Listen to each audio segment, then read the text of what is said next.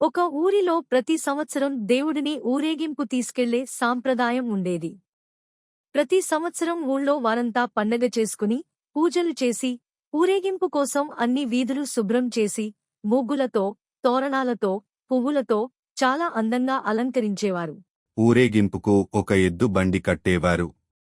ఆ బండిని కడిగి, పసుపు రాసి, బొట్లు పెట్టి, పూలు కట్టి దాన్ని కూడా అందంగా అలంకరించేవారు. మరి ఆ బండిని తోలే ఎద్దు సంగతి చెప్పాలా? ఊళ్ళో అన్నిటికన్నా ఆరోగ్యవంతంగా, బలంగా ఉన్న ఎద్దును ఎంచుకునేవారు. ఆ ఎద్దు చర్మం నిగనిగలాడేలా దానికి స్నానం చేయించి, బొట్లు పెట్టి, గంటలు కట్టి పట్టు వస్త్రాలు వేసేవారు. ఆహా! చాలా చూడ ముచ్చటగా తయారు చేసేవారు. ప్రతి సంవత్సరంలా ఈ సంవత్సరం కూడా ఊరేగింపుకు ఊరు తయారయ్యింది. రాముడు అనే ఒక ఎద్దును ఎంచుకున్నారు. బాగా తయారుచేసి బండి కట్టారు. గుడి ముందర నుంచోపెట్టి దేవుడి విగ్రహాన్ని బండిలో పెట్టి హారతి ఇచ్చి ఊరేగింపు మొదలెట్టారు.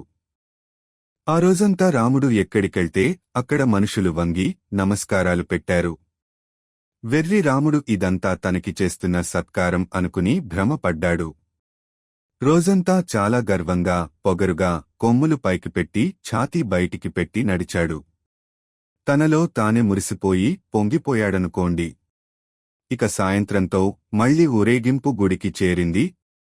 ఎదురు సన్నాహంతో, బాజా భజంత్రీలతో గ్రామ ప్రజలు తమ దేవుడి విగ్రహాన్ని బండిలోంచి దింపి లోపలి తీలుకుని వెళ్లారు. విగ్రహం బండిలోంచి దిగంగానే ఇంకేముంది? అందరూ రాముడిని మర్చిపోయారు. ఎవరి పనుల్లో వాళ్లు పడిపోయారు. రాముడిపై వేసిన పట్టు వస్త్రాలు తీసేసి మళ్లీ రాముడిని ఎడ్లపాకలో తీసుకుని వెళ్లి అక్కడ వదిలేశారు. ఎవ్వరూ దండాలు పెట్టలేదు.